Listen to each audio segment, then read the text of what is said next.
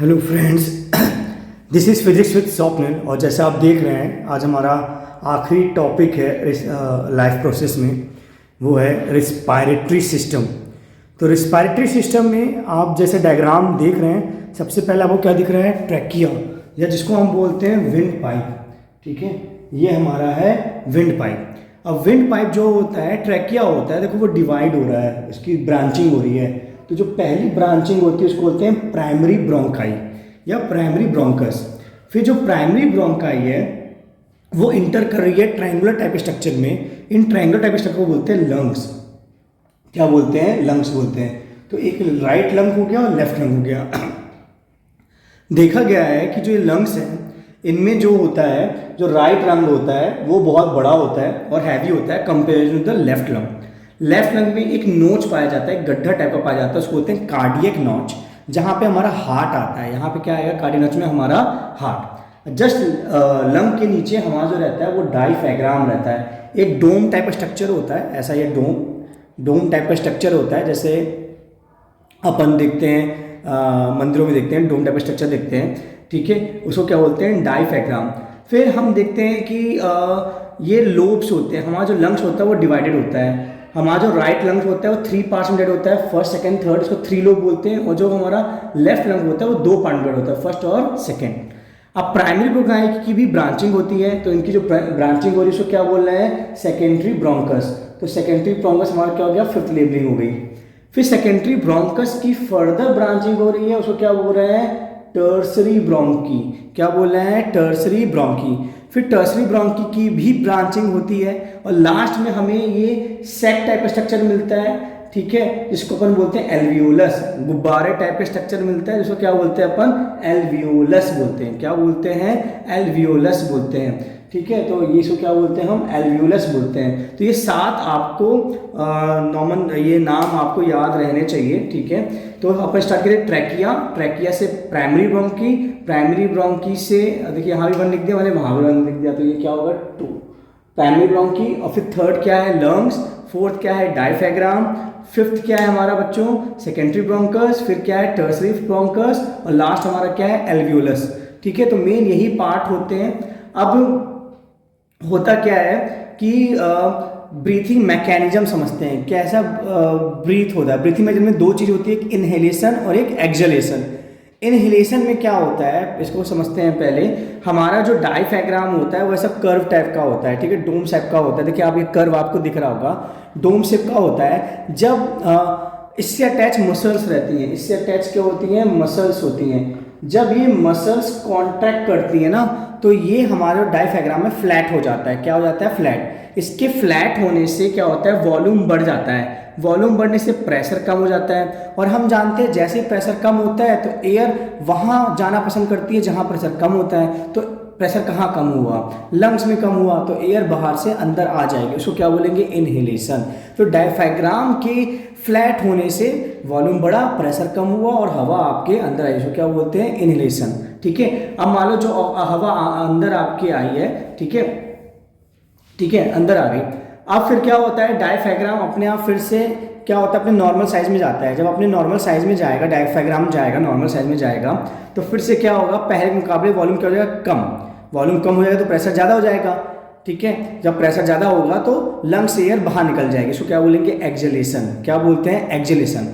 अब जो भी एयर आ रही है वो ऐसे नहीं आ सकती धूल मिट्टी वाली या कोई भी टेम्परेचर वाली, कितने भी मॉइस्चर वाली नहीं हो सकती। जैसे गाड़ी में फिल्टर्स लगे होते हैं, तो जो गाड़ी के इंजन में जो एयर जाती है वो एकदम प्योर जाती है। तो उसी तरह जो एयर लंग्स में जाती है वही प्योर जाती है। उसका एक पर्टिकुलर टेम्परेचर होता है, एक मॉइस्चर होता है। ठीक है, और उसको कंडीशनिंग का काम कौन करता है? नेसल चैम्बर। जो हमारे नाक है उसका जो 2 छेद होते हैं उसको नॉस्ट्रिल बोलते हैं। और फिर जो पैसेज होता है वो होता है नेसल चैम्बर। उस नेसल चैम्बर में म्यूकस होता है, सीलिया होता है, और वो क्या करता है? एयर की कंडीशनिंग। एयर कंडीशन मतलब एकदम एयर को डस्ट फ्री कर देगा, प्रॉपर टेम्परेचर दे देगा, प्रॉपर मॉइस्चर दे देगा, और वो प्योर एयर हमारी लंग्स में आएगी। ठीक है, अब बात करते हैं नो स्मोकिंग और टोबैको। क्या होता है? हमारे ट्रैकिया में भी क्या होता है? सीलिया पाया जाता है। और वो सीलिया क्या करता है कि कैंसर सेल को ख़त्म कर देता है। लेकिन स्मोकिंग करने से, स्मोकिंग के धुएं से या उस टैबैको से क्या होता है कि सीलिया ही डैमेज हो जाता है, डिस्ट्रॉय हो जाता है। अब जब सीलिया ही डिस्ट्रॉय हो गया तो कैंसर सेल को कौन मारेगा? तो क्या खतरा हो जाता है? कैंसर का खतरा हो जाता है। आई होप ये आपको समझ में आया होगा। और फिर लास्ट हमारा पॉइंट है एल्वियोलस। एल्वियोली की अगर बात करें तो ये बैलून टाइप का स्ट्रक्चर होता है। मान लेते हैं हमारे एल्वियोली में CO2 है और ब्लड वेसल में हमारे क्या ऑक्सीजन है। तो यहाँ सिंपल सा प्रोसेस होता है डिफ्यूजन का। ऑक्सीजन वहाँ चली जाएगी जहाँ पे वो नहीं है, मतलब एल्वियोली में, और CO2 वहाँ चला जाएगा जहाँ पे वो नहीं है, मतलब ब्लड वेसल में। तो ऐसे क्या हो जाता है? एक्सचेंज ऑफ गैसेज हो जाता है। एल्वियोली से बहुत ज़्यादा फर्क पड़ता है, क्योंकि एल्वियोली क्या होता है, ज़्यादा सरफेस एरिया देता है। जितना ज़्यादा सरफेस एरिया होगा उतना ही एक्सचेंज ऑफ गैसेस होगा। ठीक है, सो आई होप आपको समझ में आया होगा। फिर अपन देखते हैं नेक्स्ट टॉपिक। सो हमारा जो नेक्स्ट टॉपिक है बच्चों, वो है break down of glucose by various pathway. जो ग्लूकोज हमें डाइजेशन के दौरान मिला था, मैंने इसमें एक वीडियो बनाया डाइजेशन पे, आप वो देख सकते हैं। वो ग्लूकोज का क्या होगा? तो ग्लूकोज क्या है? 6 कार्बन मॉलिक्यूल है। हम सब जानते हैं ग्लूकोज का फॉर्मूला C6H12O6, तो 6 कार्बन आती हैं। अब जो ग्लूकोज है, इस सेल की बात कर रहे हैं अपन, जो चल रहा है वो सेलुलर रिस्पायरेशन चल रहा है। सेलुलर रिस्पायरेशन चल रहा है, सेलुलर रिस्पायरेशन, ठीक है, सेल में। तो जो ग्लूकोज है वो कहाँ, वो साइटोप्लाज्म में ही किस में कन्वर्ट हो जाता है? पायरुवेट में। साइटोप्लाज्म में ही वो हमारा किस में कन्वर्ट हो जाता है? ग्लूकोज पायरुवेट में। पायरुवेट क्या है? 3 कार्बन मॉलिक्यूल है। और जब ये रिएक्शन होता है तो कितनी एनर्जी निकलती है बच्चों? 2 ATP एनर्जी निकलती है। अब क्या होगा पायरुवेट के बाद?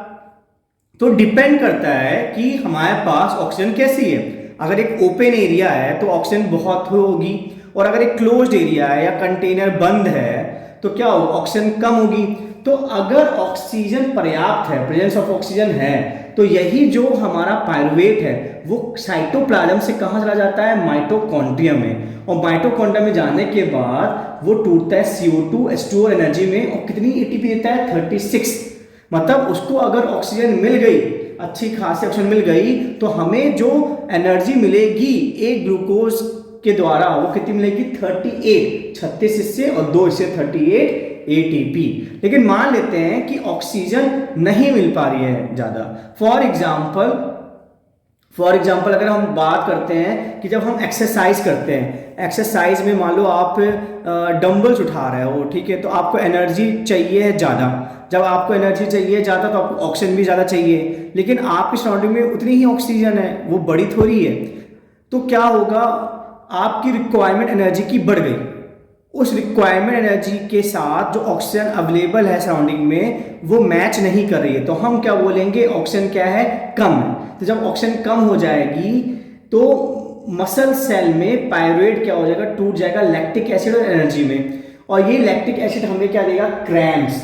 नहीं बोलते क्रैम्प आ गया है, अब चला नहीं जा रहा है, या कुछ अब उठाया नहीं जा रहा है, क्रैम्प्स आ गया। और क्रैम्प्स को अगर सोल्यूशन जो देखा क्रैम्प्स का क्या है? क्रैम्प का सोल्यूशन है कि सिकाई कर लो, आप गर्म पानी से उस एरिया की सिकाई कर लो। जब आप सिकाई करोगे तो क्या होगा? ब्लड सर्कुलेशन बढ़ेगा उस एरिया में, ब्लड सर्कुलेशन बढ़ेगा, और जब ब्लड सर्कुलेशन बढ़ेगा तो ऑक्सीजन लेवल भी बढ़ेगी, और ऑक्सीजन जो डेफिशिएंट थी वो क्या हो जाएगी? नॉर्मल हो जाएगी, और हमारे क्रैम्प्स क्या हो जाएंगे? हट जाएंगे। हमारे क्रैम्प्स क्या हो जाएंगे? हट जाएंगे। ठीक है। और अगर हम बात करते हैं इनमें कि प्रेजेंस ऑफ ऑक्सीजन या ऑक्सीजन अच्छी खासी, तो इसको बोलते हैं एरोबिक रिस्पायरेशन। एरोबिक क्या बोलते हैं? एरोबिक रिस्पायरेशन, इसको बोला जाता है बच्चों एरोबिक रिस्पायरेशन।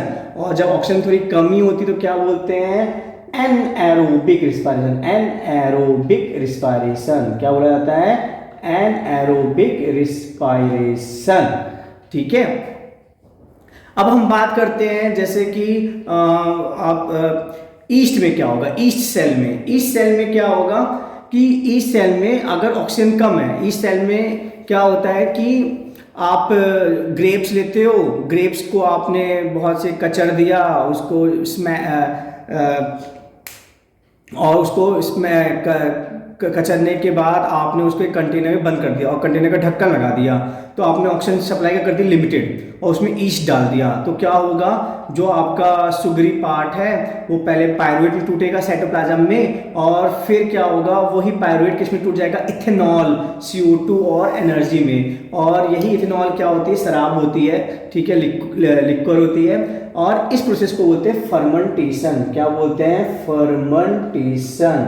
तो फर्मेंटेशन क्या होता है, जब ईस्ट सेल के अंदर पायरुवेट इथेनॉल में टूटे तो उसको क्या बोलते हैं हम, फर्मेंटेशन। तो सीखने की बात क्या है, सबसे पहले एरोबिक रिस्पायरेशन क्या होता है, तो ये है एरोबिक। सेकंड सीखने की बात क्या है, एनारोबिक क्या होता है, तो ये है। और थर्ड क्या है, फर्मेंटेशन क्या होता है, वो ये। और चौथा कि अगर एक चार्ट बनाने को आए तो चार्ट कैसा आएगा, break down of glucose by various pathway. So I hope आपको ये समझ में आया होगा। Thank you so much, keep like my videos, please subscribe channel. Thank you so much.